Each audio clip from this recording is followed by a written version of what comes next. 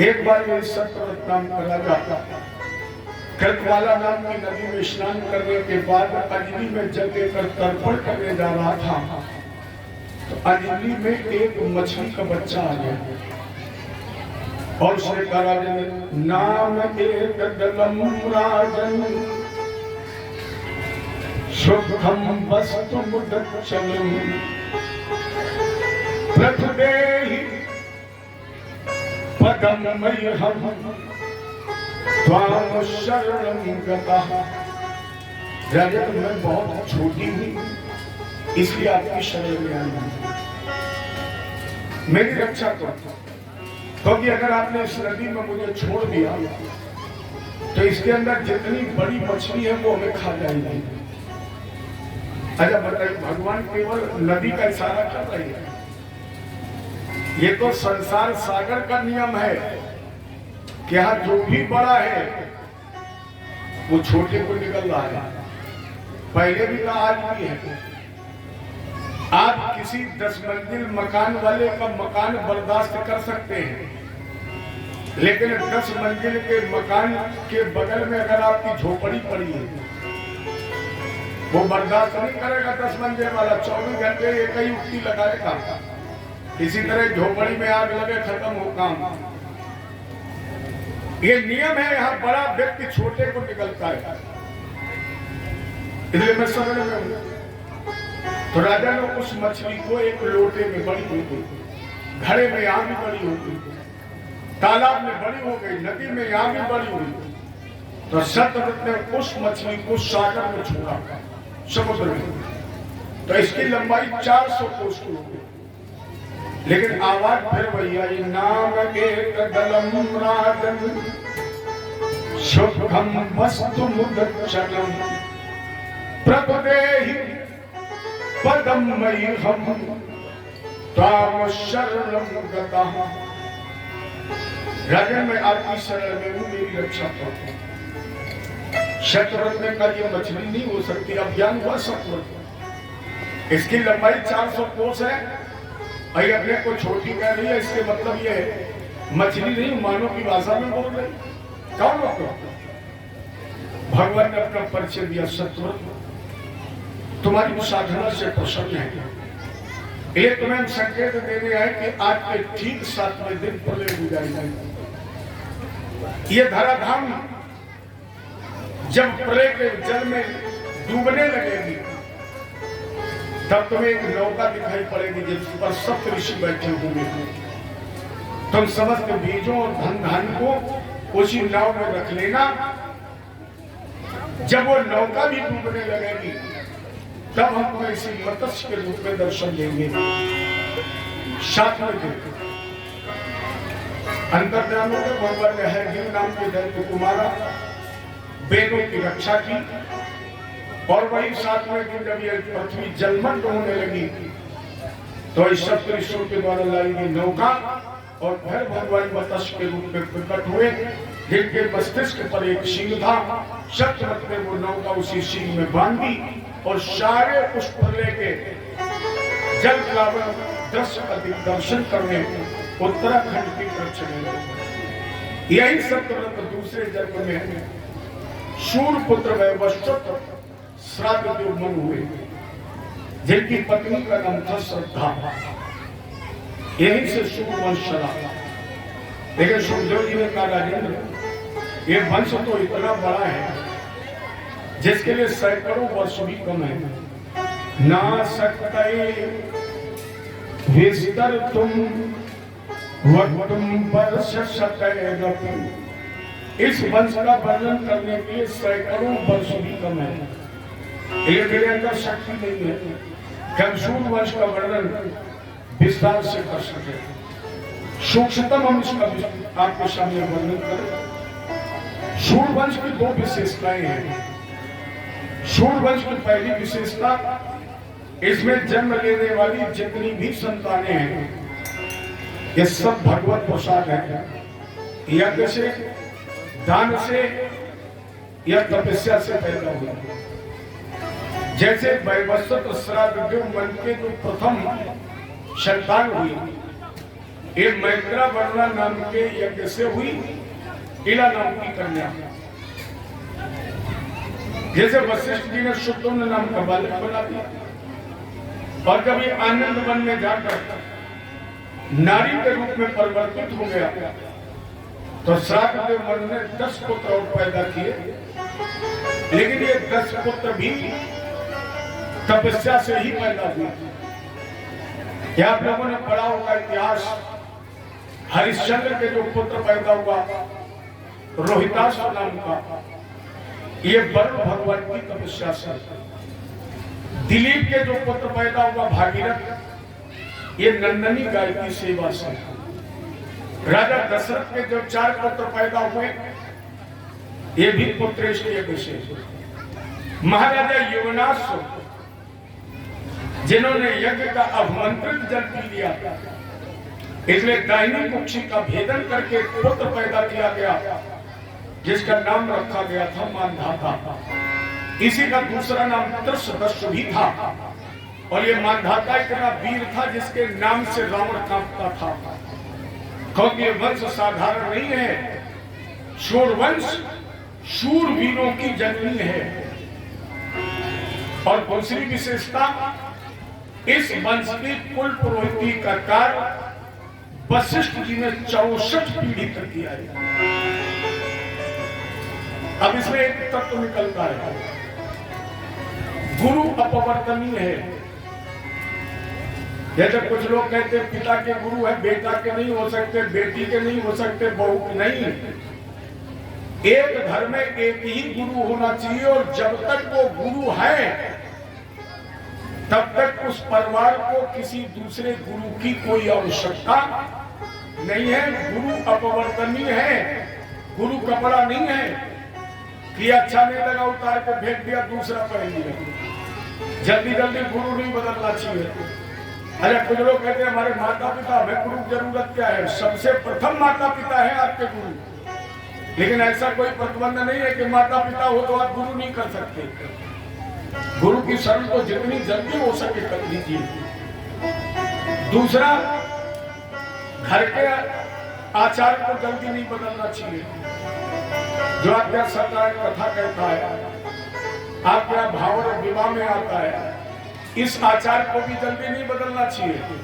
क्योंकि अगर आपने आचार जल्दी जल्दी बदले तो निश्चित है कि आचार्य यजमान में विवाद हो सकता है।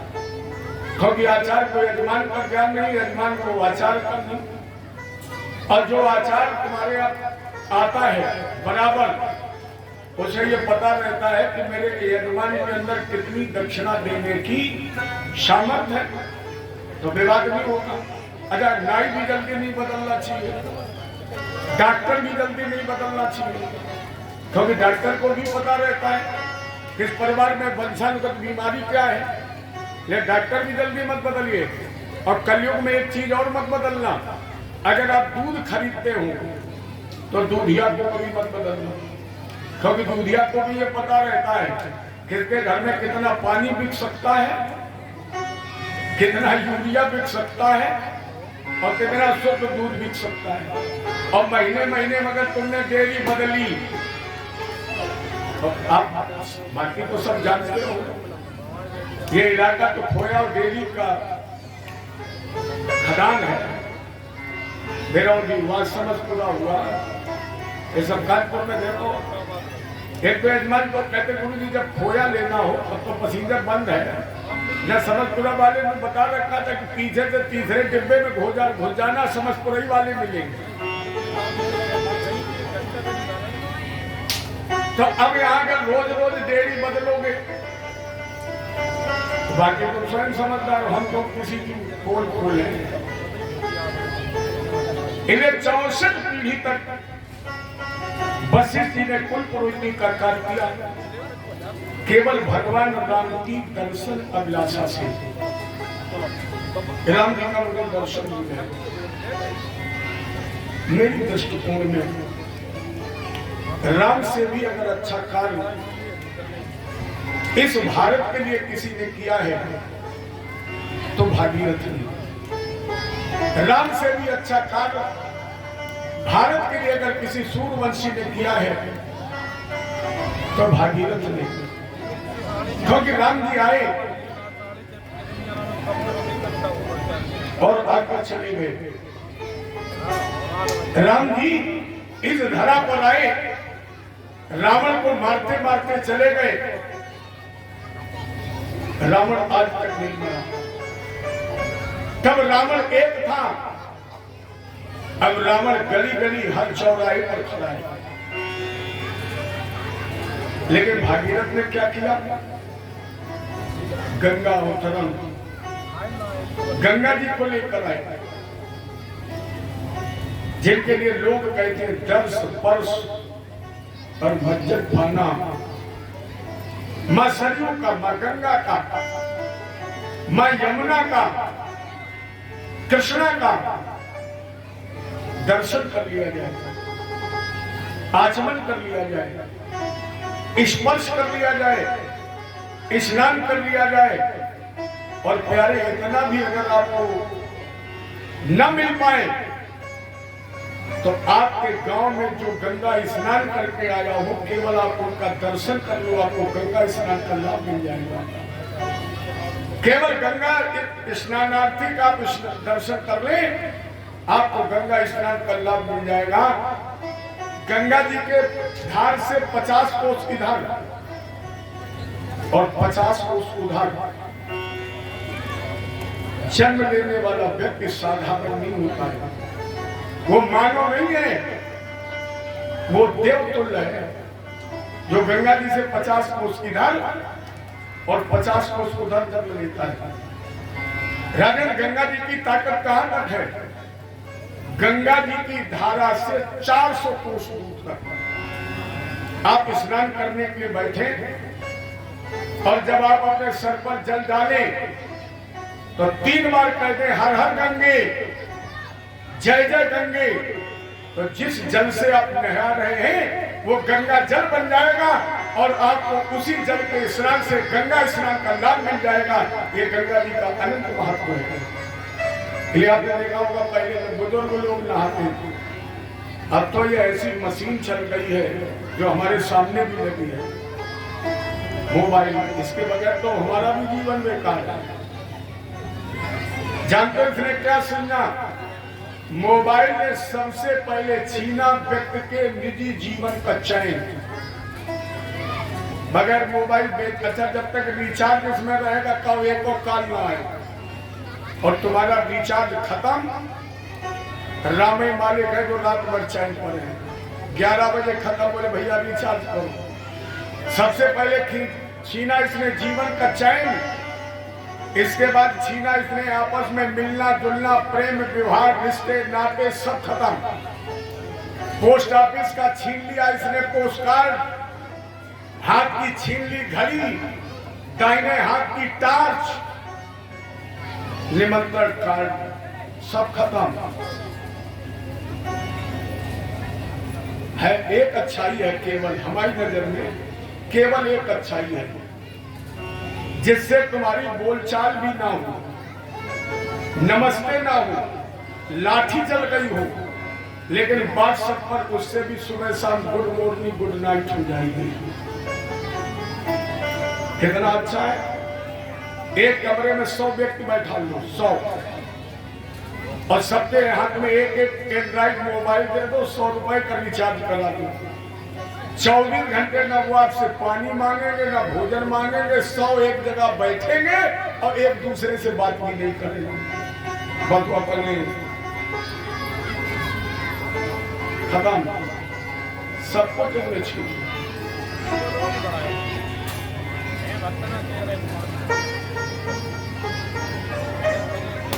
लेकिन एक शब्द में लिखा भी है, गंगा के किनारे एक रथी मरा था, नग से शिख तक शरीर पर उछल गए।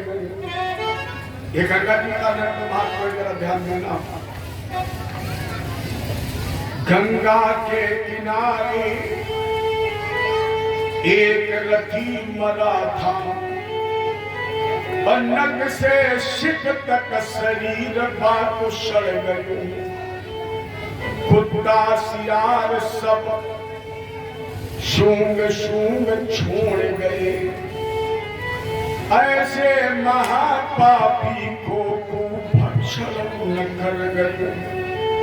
सुखदेव जी ने कहा एक बार मैं घूमते घूमते गंगा जी के किनारे आ गया और मैंने दृश्य देखा, एक अधम व्यक्ति मर पड़ा, पता नहीं कब मरा हूं, सड़ गया, इसलिए दुर्गंधी आ रही, किसे कुत्ते कौवे और सियारों ने भी नहीं खाया।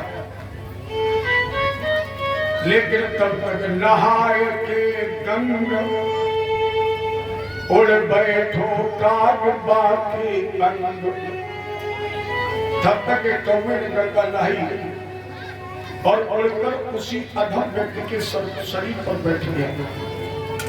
कौवे ने पंखे फड़फड़ाए तो गंगा जी की बालू के कण इस कौवे के पंखों में फंसे के निकले और उस अधम व्यक्ति के मुंह में गिर गए। और जब गंगा जी की बालू के कण गिरे तो नहाए के गंग उड़ बैठो काग बाकी अंग, अब पंख फटकारे तन रेणु मुक्त झट गयो, स्वर्ग से विमान आयो। जिसे कुत्ते कौवे सियारों ने भी नहीं खाया, और जब गंगा जी की बालू के कण गिर गए तो स्वर्ग से विमान आयो, असुंदरी चबावे पान, गंग प्रताप से शरीर बाप कर गए। ये गंगा जी का महत्व है। बोलो गंगा मैया की 400 को, इसीलिए पहले के लोग जब नहाते थे, अब तो लोग मैं बता रहा था आपको, रख लिया मोबाइल, शुरू हो गई, अब क्या चला है राम ही मालिक है। और हमारे जमाने में तो ज्यादातर वो चलता था, मेरा मन डोले मेरा तन डोले, खुल गया, नहाते भी जा रहे, तन भी डोल रहा है, मन भी डोल रहा है। भगवान ने सोचा इसीलिए कुआं खत्म करो, न तन मन डोले का कुआं में डरे मिले। जैसे एक बार एक महात्मा जी इक्के तो बैठे जा रहे और कहीं रिकॉर्डिंग हो रही और इक्का वाले ने सुना, सब वो घोड़ा हाँकना तो भूल गया और मैं गाना चला, मेरा मन डोले मेरा तन डोले मेरे दिल का गया करार। सो महात्मा जी तो इक्का कूद पड़े। आप कभी कानपुर गए? देखना हमारे गोविंदपुरी रेलवे पुल की चढ़ाई, अब उसी पर इक्का चल रहा, सो एकदम महात्मा जी कूदे, इक्का वाला होश में आए, गुरु जी क्या हुआ? महात्मा जी बोले उधर फैजलगंज तक हम पैदल ही थी। क्यों? अरे बोले तेरा मन भी डोल रहा, तन भी डोल रहा, दिल बेकरार हो गया है, और अगर कहीं ये इक्का मैं घोड़े पे गिरा गोविंदपुरी से रेलवे लाइन पर तो हमारा तो सब इधर हम पैदल ठीक, तुम जाओ। इक्का वाला बोला गुरु जी अब की बैठ जाओ, नहीं गाएंगे। महात्मा जी ने कहा नहीं गाओगे? नहीं गुरु जी अब सब कर नहीं गाए, बैठ जाओ। और महात्मा जी बैठ गए और जैसे इक्का बीच पुल पर चढ़ा और तब तक कैसेट बदल गई, सो उसमें गाना आया, मेरे दिल के टुकड़े हजार हुए और कुछ इधर गिरे। महात्मा जी बोले तुम भरे कुआं में गिरो, लेकिन हमें नहीं गिरने, सो पैदल ही वही हम लोग बजाते हैं। अच्छा पहले, अच्छा जो बुजुर्ग लोग बैठे आप लोग बताइए, जब नहाते थे तब क्या कहते? हर हर गंगे। ज्यादातर लोग जब कुआं पे नहाते, मैंने सुना है, हर हर गंगे, जय जय गंगे। क्यों? 400 कोस अगर गंगा जी दूर है तो इस बात को सुनने से आपको गंगा स्नान का लाभ मिल जाएगा। इसलिए ये मंत्र बोला जाता था, हर हर, हर माने शंकर, और जहाँ शंकर होंगे वहाँ गंगा जी होंगे, क्योंकि उनके सर पर लहरा रहे। इसलिए लोग बोलते थे कि गंगा जी का अनंत महत्व है। तो राम जी से कहीं ज्यादा इस भारत का कल्याण भागीरथ ने किया है। राम जी का इतिहास श्रीमद् भागवत राम कथा 2 ही अध्याय में तो आई है। चाहे मान लीजिए कि राम कथा 2 अध्याय में आई, या मान लीजिए कि जहां पर राम कथा का अलग से प्रसारण हो रहा हो, जिसके लिए अलग से वक्ता का चयन किया गया हो, वहां राम कथा को छूना मेरे लिए ठीक नहीं है। राम के नाम में अक्षर कितने हैं? 2। और ये भी लिखा गया कि कण कण में है, रमन के योजना। ये बिल्कुल लक्षित भी तो हो रहा है। राम के नाम में अगर 2 अक्षर हैं तो आपके शरीर के हर अंग में 2 ही अक्षर हैं, क्योंकि बगैर नाम के तो कुछ है ही नहीं। आंख, कान, नाक, हाथ, पीठ, पेट, पैर सब में 2 ही अक्षर तो है, क्योंकि राम के नाम में 2 अक्षर हैं। कथा में प्रवेश नहीं करूंगा, समय नहीं मेरे पास, और मैं राम कथा का वक्ता भी नहीं हूं। केवल 2-4-5 मिनट की चर्चा होगी। एक बार मेरी करहल में कथा हो रही। अरे कभी कभी बच्चे बड़ी बुद्धिमानी का काम करते हैं, इतना बुद्धिमानी का प्रश्न कर देते हैं कि बड़े बड़े विद्वान उलझ जाए। तो एक 15 साल के बच्चे ने शाम को मुझसे पूछा, गुरुजी क्या रावण के 10 सर थे? मैंने कहा थे। रामायण का भी चलत दशानन डोलत, सभी उसे दशानन कहते, हमने कैलेंडर में भी देखा 10। बोले गुरुजी अगर 10 थे, हमने मान लिया आपकी बात, फिर रावण के 10 सर थे, तो 10 सर थे, तो जब वो चलता था तो डिसबैलेंस नहीं होता। हमने कहा क्यों?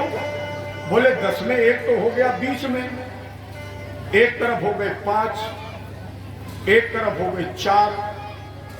तो अब जब वो चलता था तो बैलेंस कैसे बना? तो मर गए।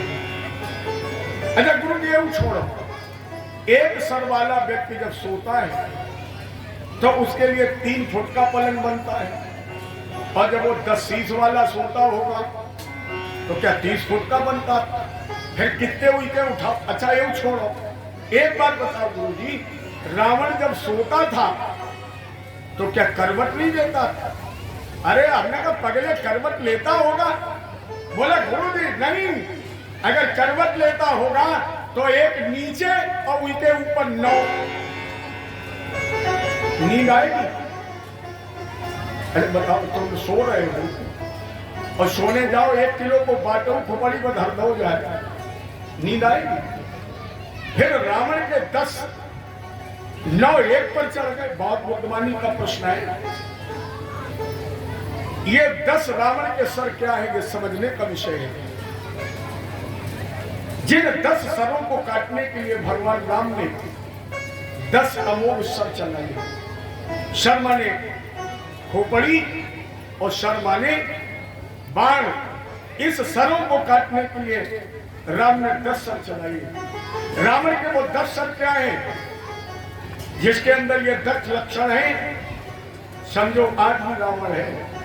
वो रावण के 10 सर काम, क्रोध, लोभ, मोह, मद, मत्सर, असूया, घमंड, क्रूरता और अभिमान, ये रावण के 10 सर हैं, जिन्हें काटने के लिए भगवान राम ने 10 अमोघ सर चलाए हैं। और राम के ऊपर 10 अमोघ बाणों के नाम प्रेम, करुणा, मुदिता, सत्य, तप, त्याग, उदारता, निष्ठा, आत्मसंयम और श्रद्धा, ये भगवान राम के 10 अमोघ बाण हैं। लेकिन अब ये बाण चलेंगे कब? जब आप बनेंगे दशरथ। दशरथ का मतलब है जिसने अपने 10 इंद्रियों का निग्रह कर लिया, जिसने 10 इंद्रियों को जीत लिया, जितेंद्रिया। यह कहा जा सकता है दशरथ वो है जिसने 10 दिशाओं को जीता है। या दशरथ हम उसे कह सकते हैं जो अपने राज्यकार्य के लिए भिन्न भिन्न 10 रथों का प्रयोग करता है वाहन के रूप में। या दशरथ हम उसे कह सकते हैं प्यारे जिसका जन्म ही हुआ है 10वें रथ पर। ऐसा भी प्रमाण मिलता है कि अरि को दशरथ 10वें रथ पर मिले थे, इसलिए भी इनका नाम दशरथ। लेकिन यहाँ पर दशरथ का केवल एक मतलब है, जिसने अपनी 10 इंद्रियों का निग्रह कर लिया है, जिसने अपनी 10 इंद्रियों को जीत लिया है, जिसने अपनी 10 इंद्रियों को बामुखी के स्थान पर अंतर्मुखी बना लिया है। और जब व्यक्ति का निग्रह हो जाएगा तो उसके पास होगा कौशल्या, माने निष्काम बुद्धि, कुशलता। और जब निष्काम बुद्धि हो जाएगी तो उसकी दूसरी नारी होगी सुमित्रा, माने समाज के प्रति मित्रवत व्यवहार। हालांकि अगर कथानक विषय में देखा जाए तो सुमित्रा से राजनीति पैदा हुई है। सुमित्रा जैसा रामायण में राजनीति का कोई खिलाड़ी नहीं है, पैदा की है सुमित्रा ने राजनीति, अगर कथानक देखा जाए। क्योंकि सुमित्रा जी के कितने बेटे हैं? 2। एक लगा दिया तब पहले से राम की सेवा में और एक लगा दिया भरत की सेवा में। ये राजनीति थी सुमित्रा की। क्या बोले, अगर राम प्रधानमंत्री बनेंगे तो लक्ष्मण जी गृह मंत्री, और अगर भरत बनेंगे प्रधानमंत्री तो शत्रुघ्न जी। ये राजनीति। लेकिन सुमित्रा का मतलब है समाज के प्रति मित्रवत व्यवहार। लेकिन प्यारे सावधान रहना, क्योंकि अगली वाली सीढ़ी पर खड़ी है केकई। केकई माने दुर्वासना। इंद्रियों को जीतना ये कहना तो बहुत सरल है, इंद्रियों का निग्रह करें ये कहना तो बहुत सरल है, क्योंकि सामने आपके खड़ी है केकई माने दुर्वासना। वो आपको अपनी तरफ खींचेगी।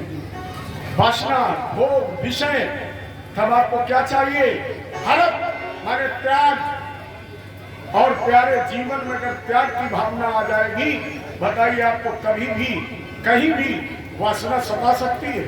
अगर त्याग है, भरत माने त्याग, और उसमें तुम्हें असफलता समझ में आए कि कहीं भरत में हम डगमगा न जाए तो क्या करें? लक्ष्मण। लक्ष्मण माने सेवा। और जब आपके अंदर सेवा का भाव आ जाएगा, ये निश्चित है कि कभी भरत रूपी त्याग आपका टिक ही नहीं सकता है। परिणाम स्वरूप आपको तीसरा बेटा मिल जाएगा, शत्रुघ्न माने प्रेम। और जब आपके पास त्याग, सेवा और प्रेम का भाव होगा, बताइए फिर रावण के मरने में देर लगेगी? फिर क्या राम के रास्ते चलने में देर लगेगी? इसलिए आपको चाहिए भरत माने त्याग, लक्ष्मण माने सेवा और शत्रुघ्न माने प्रेम।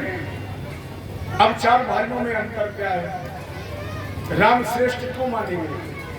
जो राम के अंदर है वो 3 भाइयों में नहीं है। राम के अंदर धैर्य भी है और राम के अंदर शौर्य भी है। धैर्य कितना है?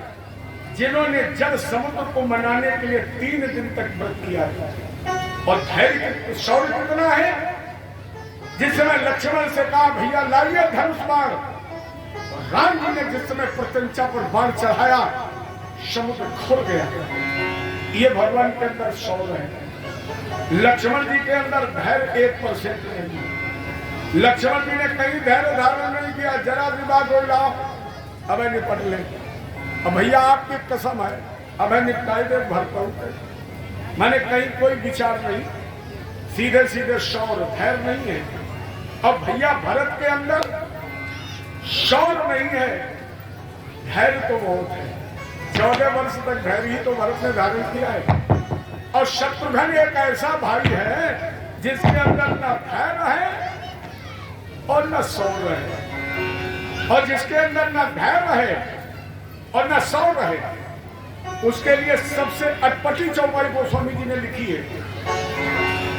और उसका सत्यापन किसने किया? वशिष्ठ जी ने। क्या कहा है? जाके सुमिरन तेरी गुनासा और नाम शत्रुघ्न वेद। अच्छा बताए, जितने जीवन में कभी चीटी नहीं मारी। और वशिष्ठ जी क्या करें? जिसके स्मरण मात्र से नाम ले दो शत्रु खत्म। क्यों?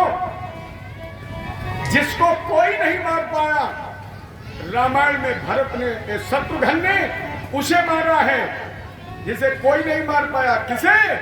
मंथरा को। और शत्रु अगर मारना है तो पहले घर का शत्रु मार दो। अगर घर का शत्रु मारा जाएगा तो बाहर जगत में तुम्हारा कभी शत्रु पैदा हो ही नहीं सकता है।